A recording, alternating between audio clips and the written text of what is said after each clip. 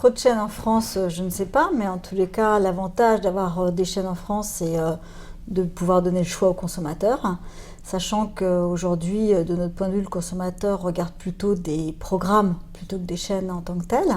Pour la partie expertise média, notre métier, ça nous oblige à être plus experts, puisqu'on doit bien évidemment reconstituer cette fragmentation d'audience pour délivrer des audiences globales satisfaisantes. Je crois que les régies n'ont pas le choix, puisque de toute façon, pour reconstituer leur part de marché, elles sont bien obligées d'additionner un certain nombre de chaînes pour pouvoir exister sur le marché.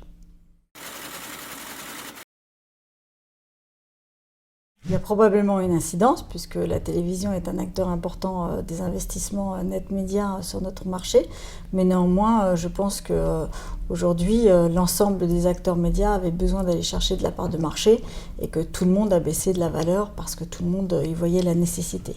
Je pense que le premier semestre a été vraiment une période de stress importante parce qu'il n'y avait pas de visibilité, parce que les régies ne savaient pas où elles allaient et donc elles ont voulu acquérir tout de suite de la part de marché et engranger tout de suite de la part de marché. Le second semestre a un peu apaisé les choses parce que on voit qu'il y a une reprise des annonceurs sur le second semestre. En tous les cas, la télévision dit qu'aujourd'hui, elle reprend des couleurs et les plannings sont de plus en plus pleins. Mais néanmoins, ce stress de début d'année, on l'a tous vécu, pour la télévision comme pour tous les autres médias. Concernant le second écran, nous y sommes attentifs, puisqu'effectivement, c'est un point sur lequel on doit être vigilant sur l'évolution qu'il va avoir. On le recommande pour certains de nos annonceurs dans les stratégies parce qu'il peut enrichir des stratégies.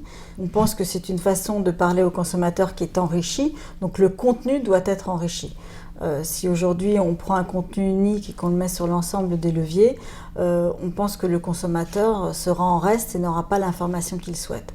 Après, si le second écran arrive à se développer comme il devrait, on pense que c'est probablement une force incroyable qui fera que demain on n'aura plus besoin de passer par Google, puisqu'on aura directement le lien sur ce qu'on recherche sur la marque. Et je pense que c'est à ça que ce second écran devra servir, c'est sur du e-commerce. Je veux tout maintenant, tout de suite. Nous avons entrepris un projet et un chantier de fond chez Mediacom qui est l'intégration de la digitalisation et de l'expertise. On en parle beaucoup, tout le monde en parle, mais aujourd'hui, quand on fait 40% des revenus, et ce qui est le cas pour Mediacom en digital, on doit aller chercher le point supplémentaire et ça demande à être structuré et à savoir comment on va pouvoir évoluer et comment on va pouvoir être en phase avec ce qu'attendent nos annonceurs, puisqu'ils attendent énormément d'expertise sur le digital, bien plus que la télé, parce qu'en télévision aujourd'hui, ils sont aguerris sur le média télé, nous le sommes aussi. Donc là où on doit faire un effort en termes d'expertise, d'explication, c'est surtout sur la partie digitale et sur la partie intégration des recommandations. Le mot essentiel dans nos métiers aujourd'hui, c'est le tempo, donc de savoir utiliser les choses au bon moment pour nos annonceurs.